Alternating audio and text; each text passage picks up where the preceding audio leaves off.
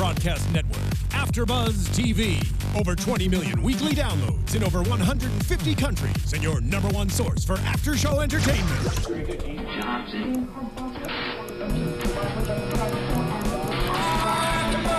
AFTERBUZZ TV, the destination for TV superfans. Producing aftershows for over 300 of your favorite TV shows, interviewing celebrities and showrunners, and bringing you behind-the-scenes exclusives. All thanks to E! Entertainment's Maria Menounos, producer Kevin Undergaro, and internet leader Akamai. Now, let the buzz begin!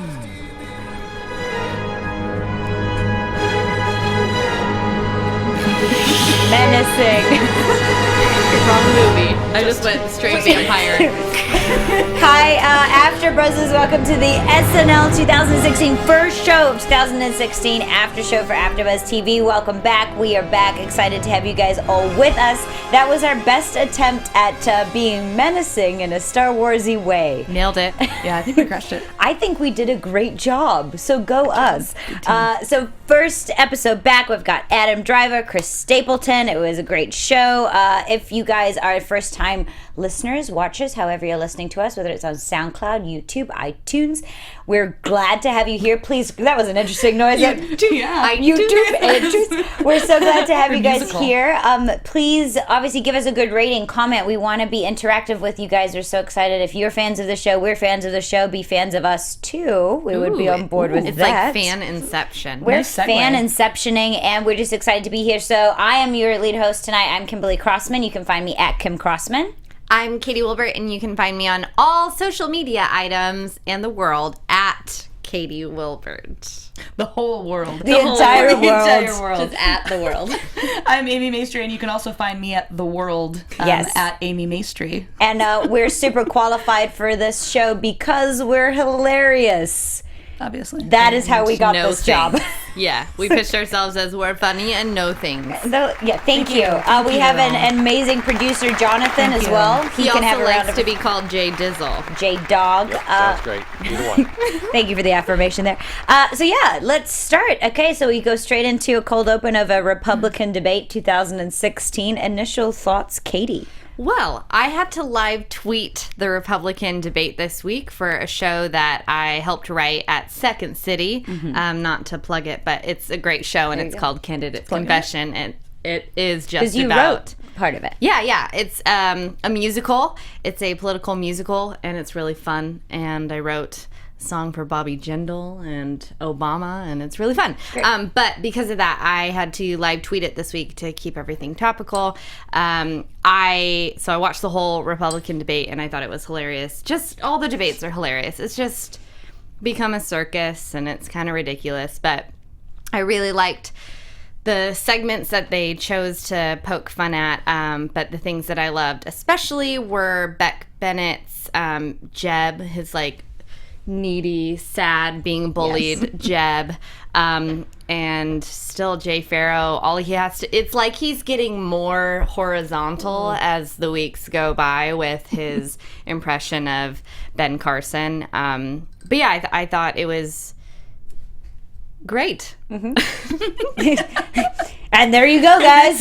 And that's our show. That's our show. Everything was great. No, I agree. Amy, what did you think? I agree with that, first of all. Hard not to.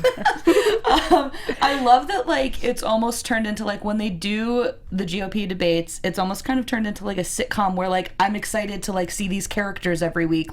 What's Ben Carson going to be up to this week? We've come to, know and love these characters. And I agree that, Carson has just gotten, creepier every time too. Yes. Which I love that they kind of called that out with Chris Christie just backing away from him wanting to get away. But yeah, I think there's a lot of really strong points in it. I like that Ted Cruz's view of New York City is just Seinfeld. Which is probably pretty accurate. Funny because it's true. Mm-hmm. So I think it was good. He used the term liberal Jews, but right? I wanted to say liberal Jews, but I couldn't, and then of course he did. Well, actually, during the actual debate, that was something that I immediately was like, how strange that Ted Cruz just kept saying, or what is it? New York values, and then Trump came back heavy-handed, being like, New York values, like 9/11. He immediately went straight to 9/11, which I just feel like, I mean, it was a big thing, obviously. Yes, facts. This is Katie trying to be sensitive and not sure. But it just felt like one of those things where... We'll pull you. If you go over the line, we'll pull you. Don't worry. We won't just leave you out there to dry. Yeah, someone makes a joke about something to do with Germany, and then just someone immediately goes, well, the Holocaust. Right. It just felt like he was like, New York values, and then Trump was like, remember when 9/11 happened? Yeah. Yeah. How'd you feel about New York then? Done. And that it felt like using this very I was about to say using a Trump card. But, my gosh. See what I did there? Oh my gosh. Well, it felt like using an event that was horrific for the sake of shutting someone down, which was successful in that moment. Politics. So politics. Yeah. Yes. It was that. It was politics. Good job, politics. At its finest. I just had to bring that moment up. Yeah. So. I mean, yeah, I think it was great. The open. I did feel like it went quite long, but you've kind of got to tick off these characters, and I suppose as the president election comes closer and stuff, we'll see less of these characters, so that will probably change it. What did you think of Daryl Hammond's Trump? Are you guys on board with his character? Because there's a few blogs and tweets that were going out of people not quite on board with his impersonation. It's usually really good. I feel like it wasn't anything especially spectacular this time. There's a couple times at the end I feel like he trailed off a little bit. Like it started to drop, which is weird because you almost never see that from Daryl Hammond. Okay. But yeah, I could see maybe in this one it dropping a little bit because typically I think his Trump is great, but there are times where it kind of trailed off at the end, I think. I just think it didn't shine as bright as all the other candidates, to be honest. I think everyone else has such a different caricature of their person that I think he just, for the first time, didn't outshine everyone else, which is unusual, but happened. Yeah. I think that's a good point, too, like, that they're all such big characters right now. I think it's really smart the way that they brought Rubio into this, because he is this, like, normal, sane, like, smart, well-spoken guy who's just like, why am I not winning? I thought that was brilliant. I love that. Yeah. Because in that, like, circus up there that they have right now, it's got to be kind of hard to find the funny beats for him, and I think that was perfect to do that. Yeah. I like it. Agreed. Okay, so moving on, we introduce Adam Driver. Now, I thought this was a really weird way to do an opening monologue. I'm a fan of his. I didn't find the opening that funny. It just felt more like an opening of a show rather than this is an opportunity for me to actually have some jokes and be funny. It was just kind of castmates coming on being like, Star Wars questions, and him being like, great, we've also got Chris Stapleton. It's going to be a great show. I was like, wait, first of all, I thought it was going to be a song. I thought they would do something Star Wars-y with a musical bit. I mean, it was fine. It just didn't feel like an opening monologue to me. It felt like an intro with a few random questions. Thoughts, Katie? Agreed. Yeah, it just felt like it didn't... It was Let's all be agreeable, this show. Yes, agree. Yes. It felt very short, and which isn't necessarily a bad thing if it's going to be really punchy, but... I guess I was excited to see what Adam Driver would do. In general, I feel like he's a very interesting individual. I didn't know that he was in the military, so that was fascinating to me. I didn't even know if that was a truth or if it was... Yeah, oh, I'm it pretty is? sure I read that. I like how we both looked to Amy. Is that a fact? Well, I'm an Adam Driver expert, so... But I thought they were going to go somewhere with that. Of course, like how we just assumed that you are. Katie and I are like, I'm sure Amy will know. No, she is. She knows. But I definitely thought they were going to go somewhere with that. Or, of course, they would go somewhere with Star Wars. But then it felt maybe predictable. And I had anticipated they would do a sketch about it. But I don't know. It just felt kind of strange. And, like, I didn't know what I was... I was watching. Yeah, what would you advise, Amy, the Adam Driver expert, what would you advise, how would you have made this opening monologue better? I think, a lot of times writers tend to write very much towards the person too much sometimes, I think. So something like this, where he's such a talented individual, you don't have to write something specific, like that's going to be kind of like cliche or, just like, okay, we get it, Star Wars. Like, you could give him literally anything and he would do well with it. And I think they kind of fell into that trap with Matthew McConaughey this season too, of like, all right, we're going to write to like that Matthew McConaughey, that like character of him.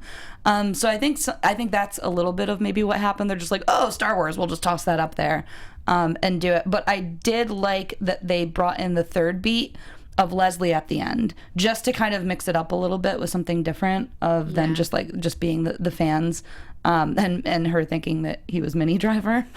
That's funny. Yeah. But yeah, I think just write a monologue. Yeah. I wonder if it was quicker because of the David Bowie tribute that they did later. Yeah, it seemed like a full show, so yeah, that could be why. Because it did just feel really short. Yeah. Well, interesting. I mean, yeah, we can talk more about his role in the show probably a little later on where he comes in, unless you guys had any initial thoughts now of kind of...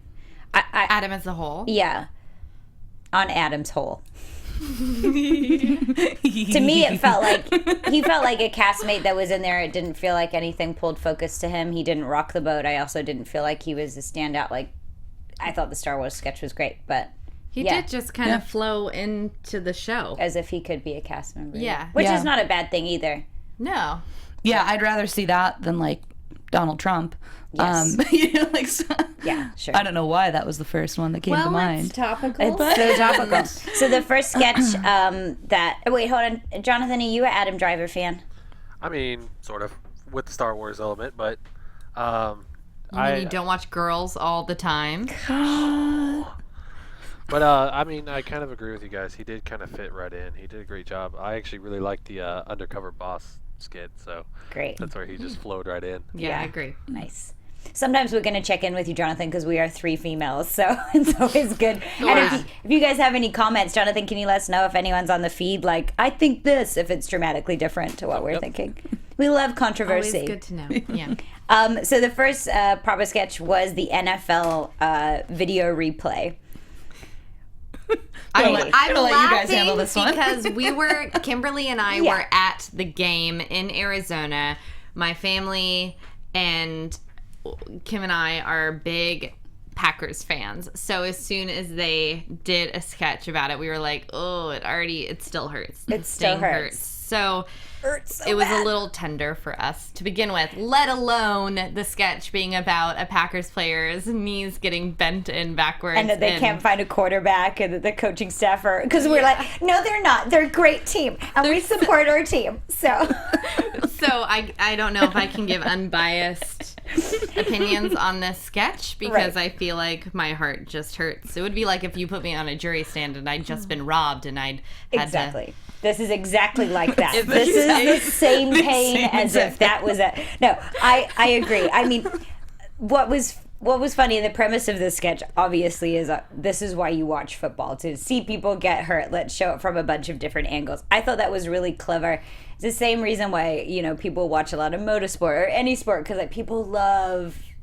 There's something like inhumane about us loving watching people get hurt and stuff. So I thought that premise was really, really funny. What did you think of the sketch, Amy? Yeah, I think it was a little long because it is a very basic premise. Yes. But at the same time, like, I like how clear it is because, like you're saying, like it's funny because it's true. Mm-hmm. And it is, like, I like that they played into that whole idea of, like, ooh, that is not something we want to see again. Now let's pull up the replay again. But from a different angle. Yeah, from a different angle. So I think they added, like, nice little... It's a very, like, primal sketch, like you said, just that need of, like, people like, oh, that looks awful, let's watch it over and over again and put it on the internet everywhere. Mm-hmm. Yeah, I think it was funny, it was simple. You're right, could have gone a bit shorter, but overall I enjoyed it, apart from the fact that they were bagging on the Packers, which no one should ever do, and for that we'll move on to B. Yeah. B for that one. My favorite sketch of the night, Undercover Boss. Yes. Easily. We all watched this together, but we don't share notes, so our opinions are fresh in the room. And obviously, Jonathan, you said you liked this sketch as well.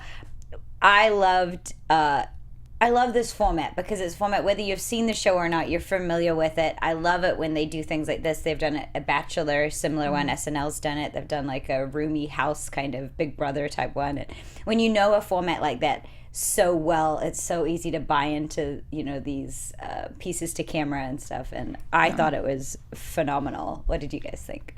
His intensity was freaking killing me. Yes. And him just I like everything about Adam Driver being Matt. Like, hello, I am Matt. I am just a technician. Like, it was just the perfect thing to give him. It was so funny, and I love that everyone was like, oh yeah, I knew that he was Kylo Matt Ren. straight up sucks. Yeah, yes, when he attacks Bobby Moynihan's character. And he's like, dude, Matt sucks. Yeah, So good. Amy? Yeah, I like that they did kind of like leave it for a couple beats where you're like, okay, are they gonna know or not? And then Taryn's just like, yeah, I'm like 99% sure that's him. But I thought, yeah, his like creepiness to it was, is this where our brains were the same? Yes, we Okay. had a moment where we looked at each other and we had the same thought. So carry on. Yeah, I basically was like, Matt is like if Napoleon Dynamite was a serial killer. Literally what I wrote. We are the same person. We're going to need to cast another panelist because we are the same person.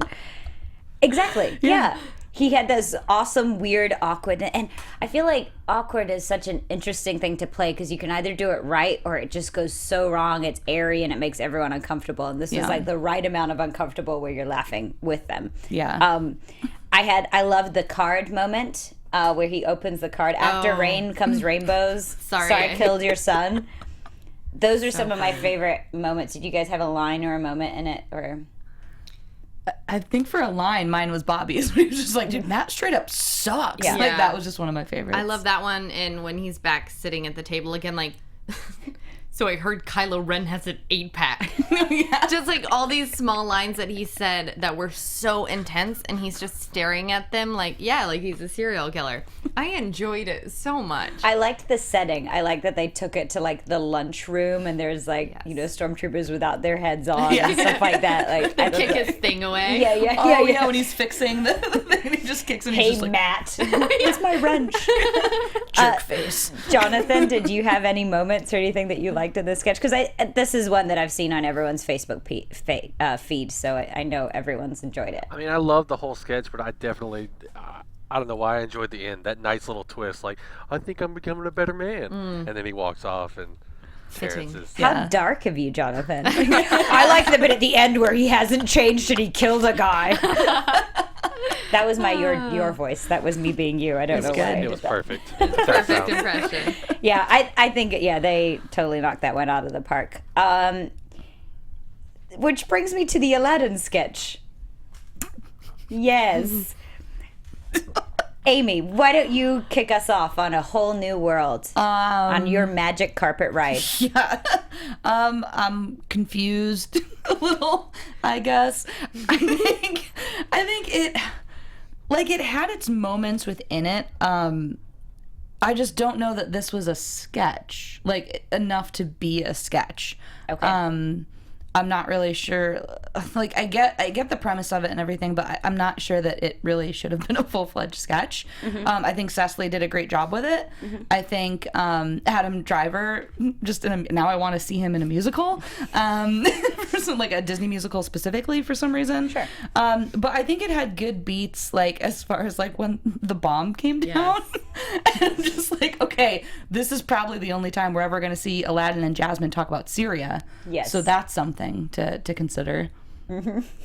Topical. Topical, isn't it? Well, this didn't do too well in the reviews in terms of what other people were saying, and I always like to kind of read this to get a gauge of like what other people are thinking about SNL, and it kind of came up in a bunch of different reviews that this felt out of place or just from the vault, something that they pulled to put him in. It didn't have anything. It didn't make him shine in any way. It was just another sketch that's like, oh, let's pull this one. And I don't disagree with that. I enjoyed it. I think structurally it had a good 3-beat and kind of a bit of a spin at the end. And, you know, Katie, maybe you can talk a little bit more about that as a writer and go like, it ticks the boxes. It had some good moments when she peed herself, and you're right, they acted and played it well. I just wasn't like... I think the pacing was really slow.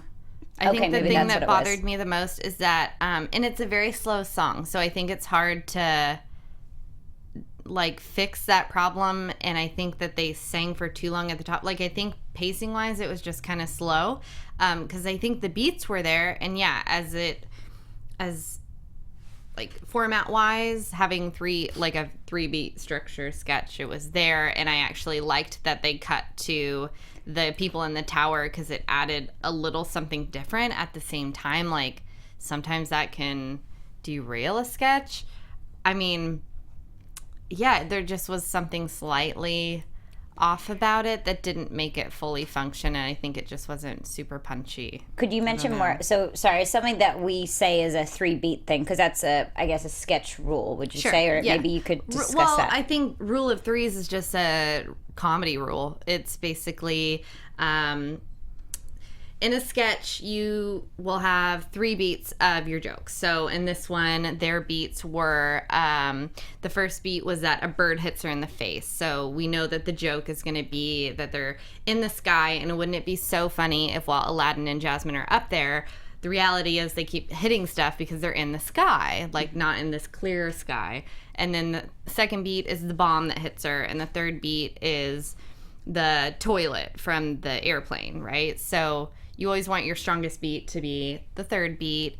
And then they kind of threw in that they're going to land because something was wrong with the carpet, and then they had to go land at a military Which they never thing. really mentioned either. So there's a kind of a plot hole there. Like, suddenly we're falling from the sky. Yeah, so I think the problem was they didn't have another set of things to heighten it. So then what do? You go to a different, location. Turn it, but it didn't necessarily heighten what was supposed to be a sketch, I guess, about what would happen in the sky if you were actually flying on a magic carpet. Well, that's really good. And I wanted to kind of elaborate on that too, because then you guys know too what to look for in case you didn't know with 3-beat things and what we're talking about. And sometimes they'll do a second beat that spikes, and so the third beat fizzles. And we talk often on this show about making sure SNL finishes a sketch, and this is kind of one of those things where maybe they should have finished on the third beat. Yeah. I personally really liked the dynamic in the control room, and I love the line at the end that they tag the scene where she's like, "Wait, I'm married," and he goes, "But you never mention it." And I almost was like, let's go back to the control room. What a great sketch, or what a great dynamic. That sketch instead. Someone, because oh my gosh, like I feel like that in itself, that relationship of two people that work together, and like you think something's going on, she's like, "You never mentioned that you're married." I'm like, I want to see that played out because that's funny and really relatable. Yeah, well, and I think I think the difference too between those two sketches, and it felt like two sketches in one, is that the Aladdin Jasmine one is more of like a shtick. It's like a ha-ha joke, whereas something that's a relationship scene you can get really involved in and laugh because you relate on a human level, and I feel like those end up being stronger anyways, unless you can really nail all the beats in your sketch. And like, of course, you can always break rules and have a kick-ass sketch that doesn't follow a 3-beat whatever, but for the most part, like, there tends to be some kind of structure. I think this one just had maybe too much going on. I don't know. Yeah, I think if they had taken those two in the control room and then just made that the focus, whereas, and then have whatever like weird thing like that is just kind of like background that's happening, like to like just break it up in the scene, because that's always good too. A lot of times when they bring in something, they'll just kind of break up what's actually happening, with like a little kind of more sticky in the middle there. But I think they were the more enjoyable part of the sketch for me too. The next one, now anyone who knows me will know that I already rate this an A triple plus because it includes cats. This was my favorite sketch of the night, and I titled it American Cats. I don't know why. Was that what it was called? Oh, America's Funniest Cats. It is now. Or Kim's Just American Cats, because they're different than all the other cats. Amy, why don't you kick us off with Finn, what is his name? Finn Rainelbeads. Yes.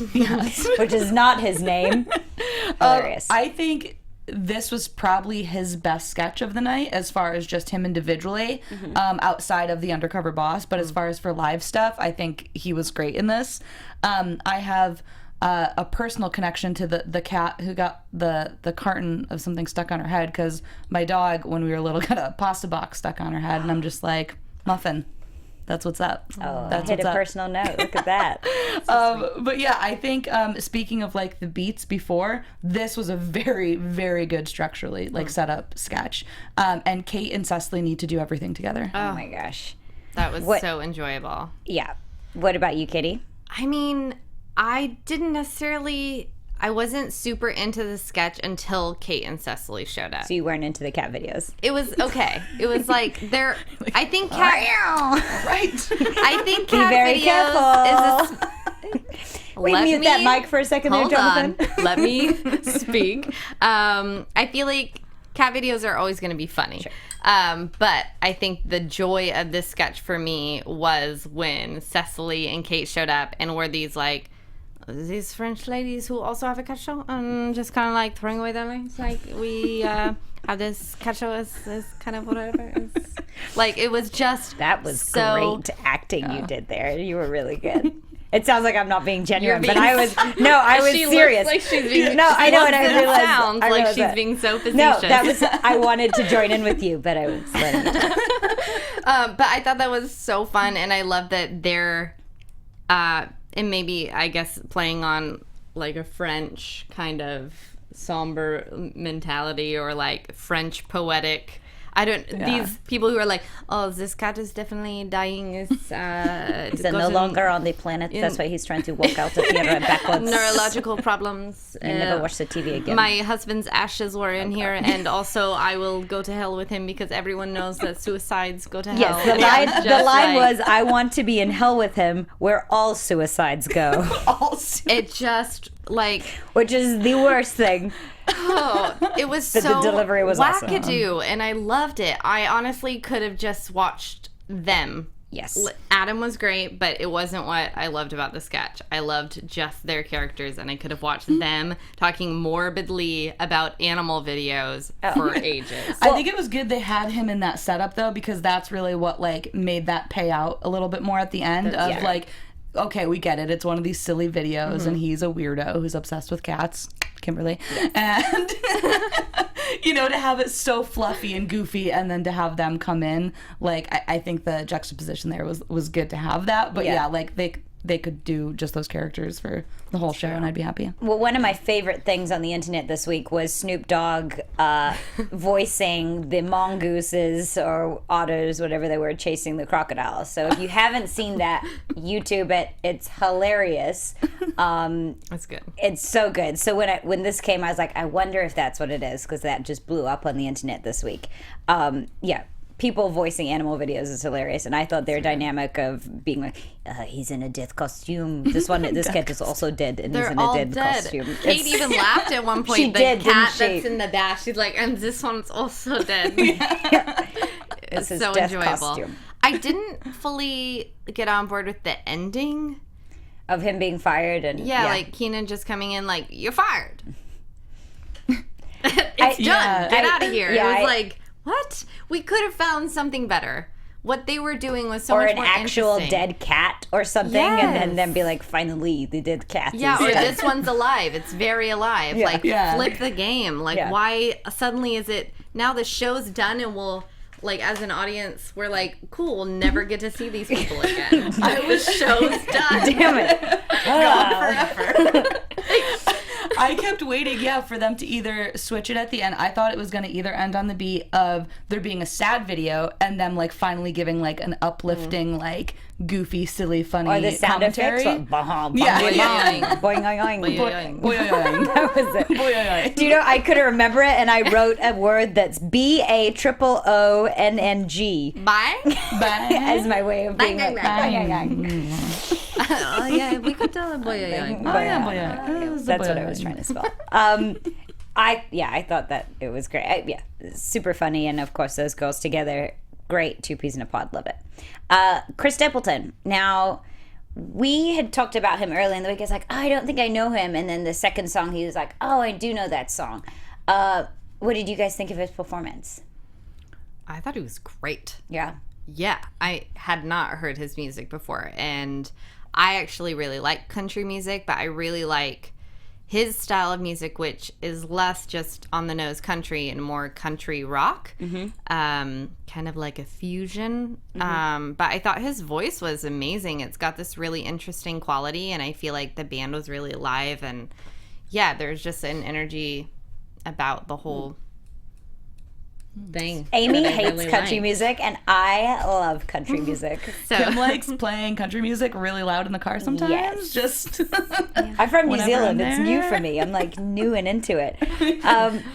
I literally just wrote down country, and I like his hat. Oh, great. And So- there well, you that's go. nice. Good job. That's for you, Chris Stapleton. that's a step in the right Yeah. direction. And I liked, too, and this was something that a lot of different reviews had kind of brought up about SNL, as not only are they great at bringing in top 40 artists in their prime, but they're also really great at kind of picking new artists on the rise and being really good at that. And something that one review said, that SNL is great at picking these people right before they hit it, and the success and their way of picking, talent and knowing that they're going to be really successful is pretty much on the money. So I'm excited to see Chris Stapleton go. And it's cool, too, to have a different type of music. I feel like it's been a lot of top 40 and a lot of, like, big names. So it's cool to kind of give someone else. Like you said, you weren't too familiar with Miguel when he came out until Yeah, SNL. that was one that I had thought of, and then thought his voice was amazing. And I think it's a great platform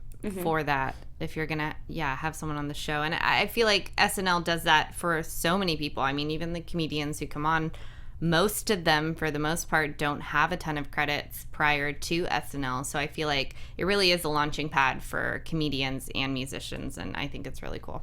And I think he did a great job and a great performance. It felt lively and it was fun. He used the stage well, so what is that? Very great artist for live performance. Okay, sorry, that Yes. came out weird, but no, I was just saying I was watching the band. I'm from Nashville. Oh, so Okay. there you go. We should get facts about Jonathan.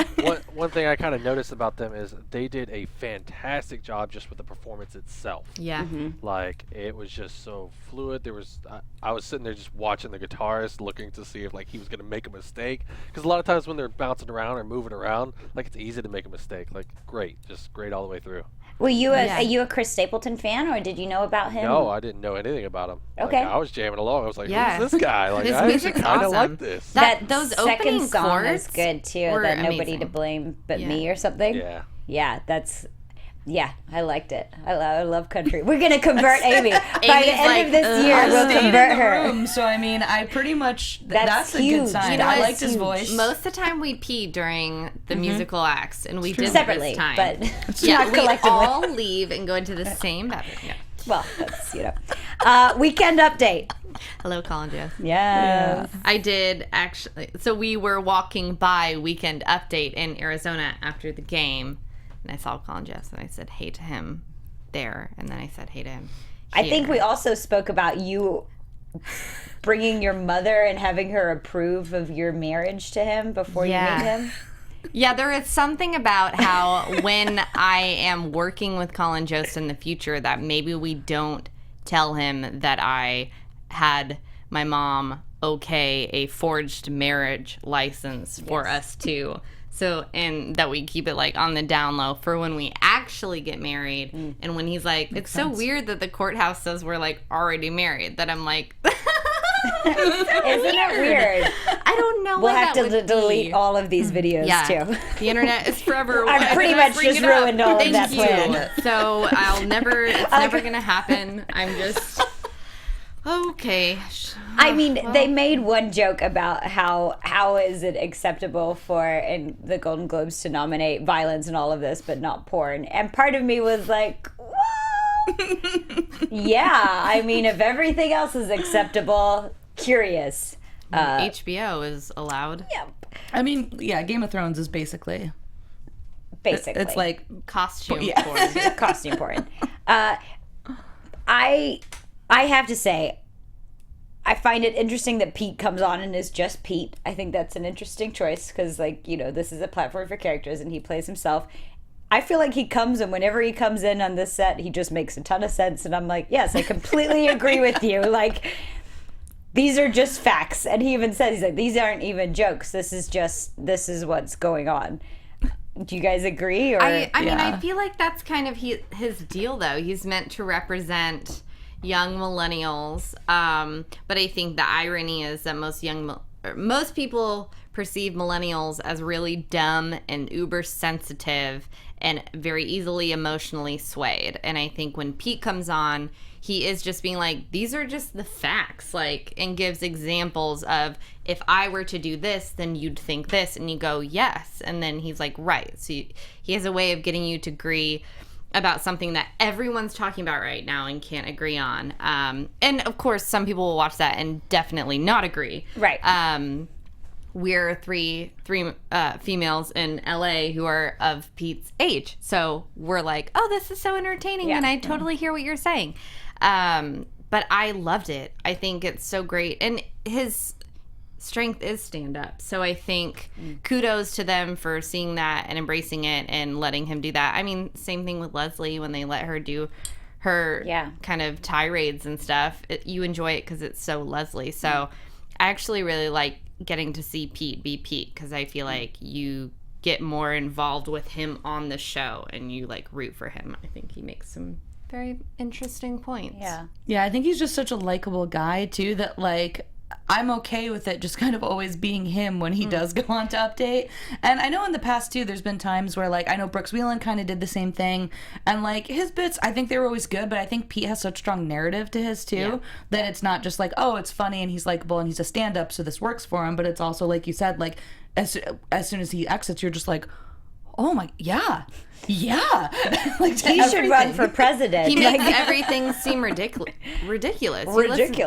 Yeah. Real ridiculous. Real ridiculous. Even the lady, someone in the studio shouted for him. Yes. And Thank you, I love lady. that he addressed it. Like, it's great. Yeah. Our next guest was Laura Parsons. We like her. I just love Vanessa so much, and I remember getting to see her do this character a couple years ago live, and I wish there was video of me watching. Yeah, I wish there was video of me watching her, because I was standing. It was at the Bust Magazine 20th anniversary party in New York a few years ago.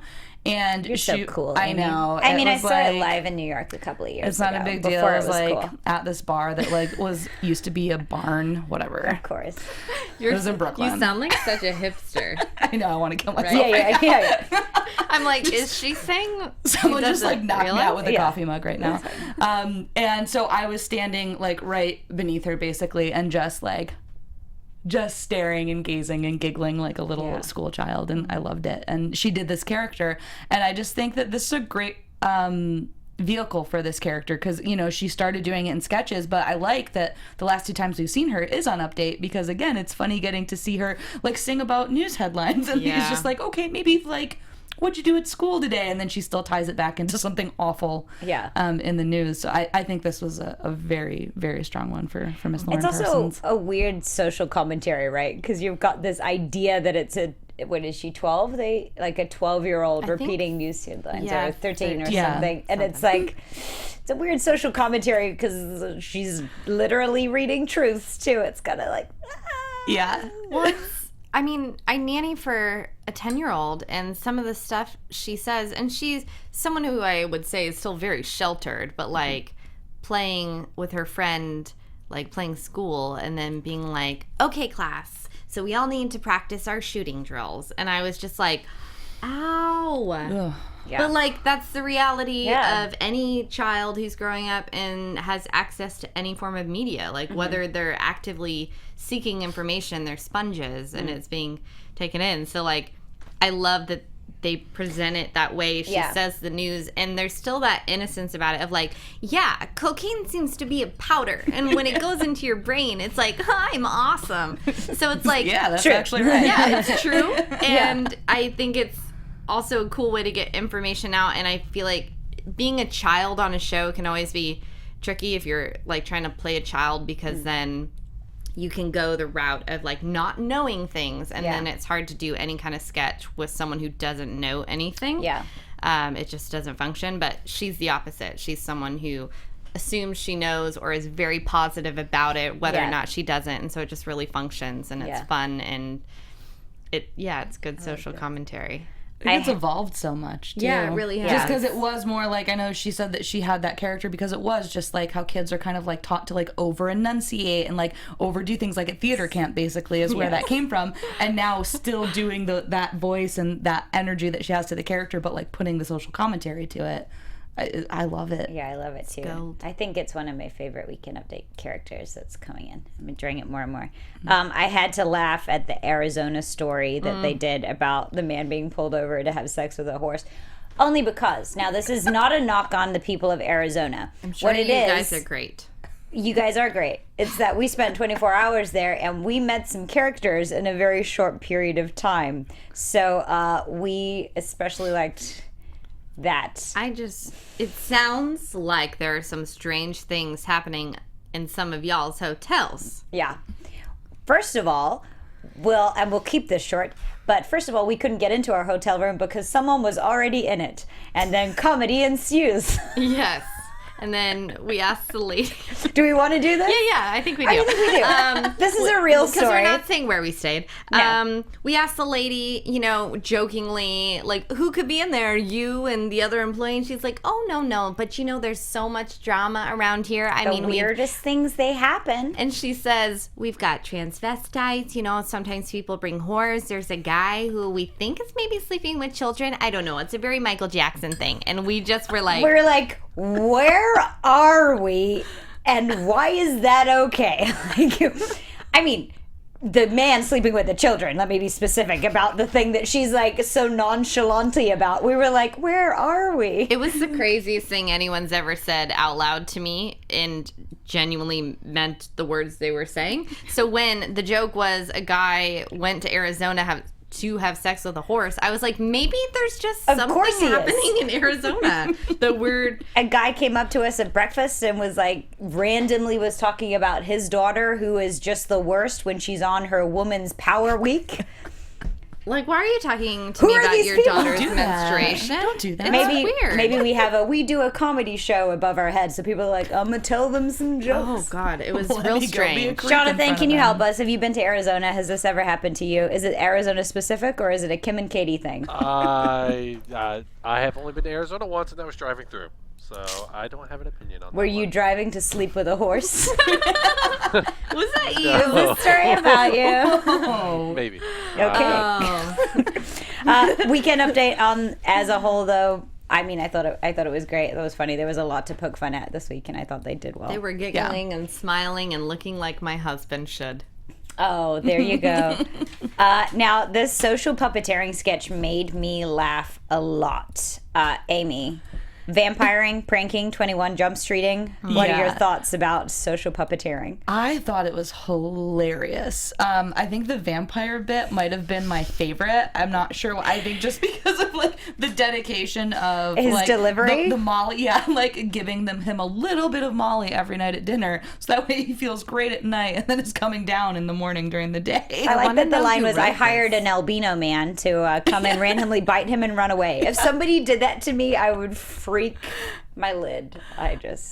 Who wrote this? I need to know who wrote it. Yeah, because again, structurally is a very good sketch. I thought all of the beats hit. Again, I was a little with the ending. I think it was still funny with Bobby just coming in and again giving it something different where he's oh, I think I've been a victim of it. But I think each of the beats leading up to it were so strong and so funny. I kept thinking I want to know who wrote this, and because I feel like they were bullying now these days. I'll show you bullying. This is what you really do to F with someone. You really. I just imagine them sitting there and everyone You guys, Pete's crazy. Yeah. That's a funny sketch, Pete. You should write it into a sketch and actually don't do that to people in real life. How can we find out who wrote it? I wonder if we put it. I wonder if anybody out on Twitter knows or something. Yeah, you can usually find online. I think sometimes too NBC they'll post who was involved in the sketch. Okay. So if it was a writer if it wasn't a cast member. Jonathan's Googling right now. I need to know because I loved it so much. The specifics and every thought was every beat was so well thought out. Someone genuinely has spent time with, I spend time thinking about how to thwart my own death should someone ever enter my apartment. And I've thought about it so much that I could tell you 20 different ways, and I won't, but I could. So I feel like someone has thought about this before and intimately to where they've got this rich the specificity on the Honey, I Shrunk the Kids beat with Cecily. And he hid in a giant Lego for an hour. Yeah. So good. Had to painted fight such a off good a visual. giant I thought daddy that longleg. now I'm working on this, and I'm happy to put it out there. I'm working more on like what people think of me not affecting me so much, because I'm a bleeding heart. I'm a sensitive person. People tell me something, they're like, "You're this," and I'm like, "Oh my gosh, I am. Let me change everything." And just being a bit more secure in myself as a human. This is just a confession. Before really, making sure the person who's saying that to you isn't actually an asshole. Right. So when they said the bit about I paid everybody $80 to say nice hat to the person, and then him getting to a point where he's never wearing a hat but being like, am I wearing a hat? I was like, oh my gosh, I'm that person. Because if enough people tell me something, like, I am the worst person on the planet. So I was like, oh my gosh, I'm a victim of social puppeteering. You are. It can happen to anyone. It can happen to anyone. But It happened to me once. Oh my God. Wait, you're a victim of social No, wait, puppeteering? this is real. This is real. I had two friends. You just had an who- aha moment, and I really felt it. I really did. I had two friends tell me that, oh my God, that dick pockets are a real thing. I'm going to explain this real my quick. goodness. Please do. We were talking about men's dress wear, and one of them's like, yeah, well, you know that when men go in to get professionally tailored dress pants that they can ask for, you know, a dick pocket. And I'm like, what? No, you're joking. They're like, Katie, come on. You're so naive. Like, playing that card. And I, to be fair, am one of those very well-behaved individuals who I don't know what some of these things are or what the kids are doing these days. What the kids are doing these days I don't with their know. pants? I don't know the things. So I was really like, shut up. You're messing with me. And they're like, okay, you know, it's fine. You don't want to know about the dick pocket. I was like, I do want to know about it. So they told me about this dick pocket that is basically just an extra pocket where if you and a lady were at an event and you wanted to get handsy, she could. She's got her own special pocket where you can put your penis. I was so convinced in the way that they told me this story that it was real. And I went around telling people for like 6 months that dick pockets can be tailored into your pants. They're a thing. And you just have to go tell a tailor, like, hey, bro. I'm going to a fancy event. Someone might touch my D. And I'm going to then- need a D pocket. Yeah. And then Wow. maybe, like a year or two ago, they were like, Katie, that is genuinely not a real thing. And I told so many people. And I hope those people told other people. And you know what? Joke's on them and tailors. Do you know what's going to suck if that becomes a thing after you told so many people and someone makes millions That was of my it? fear. I shouldn't have Jonathan, said you that. don't have right any now. D pockets, do you? What? I've been reading about He's social he's puppeteering. like, I tuned out ages ago. What are you trying to find I out? just stopped listening. Well, I was looking up the social puppeteering, and I can't tell. Like, Who wrote it? No, I can't find that. But there's Oh. also a link on one site that goes to an NBC website that says "Stop Social Puppeteering." So I think it might actually be like a thing, real thing. but I'm not sure if this is a joke yet. I was reading through it, so Does it mention dick pockets Does anywhere? it- we'll find a way let's to. control F dick pockets. I mean, Dick. There's no dick. Let's go for pockets. Okay. Pocket. he's actually looking for it. Nope. You're a genius. No No, pockets. dick pockets Oh. in there. Okay, it's not You a real were a thing. victim. Oh my God, it was. You're Fallen such a victim. victim. Well, that's all we have time for today. That's a way to wrap it up on dick pockets. You're welcome. You're welcome, everybody. But that was our first show of 2016 with SNL. Next week, we have Ronda Rousey and Selena Gomez, Yeah. which will be really interesting. I'm looking forward to that. But yeah, make sure you guys communicate with us during the week if you've been a victim of social puppeteering and want to share it with us. And it was Let me know if you go to a wanna tailor hear. and what their reaction is when you ask for that special pocket for your special lady. You're welcome. So yeah, thank you guys so much for joining us. Make sure you give us a big 5 stars or thumbs up on just laughing about this handies in the pants. Fancy handies. Fancy Words handies. are hard. But thank you guys so much for joining us. I'm your host, Kimberly Crossman. You can find me at Kim Crossman. I'm Katie Wilbert, and you can find me at Katie Wilbert. I'm Amy Maestri. You can find me at Amy Maestri. And we look forward to seeing you guys next week. Thank you so much. Bye. Thank you, Jonathan. Bye.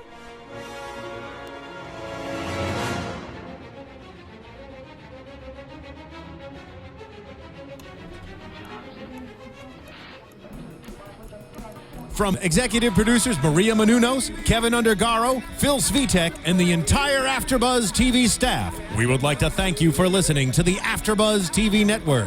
To watch or listen to other after shows and post comments or questions, be sure to visit AfterBuzzTV.com.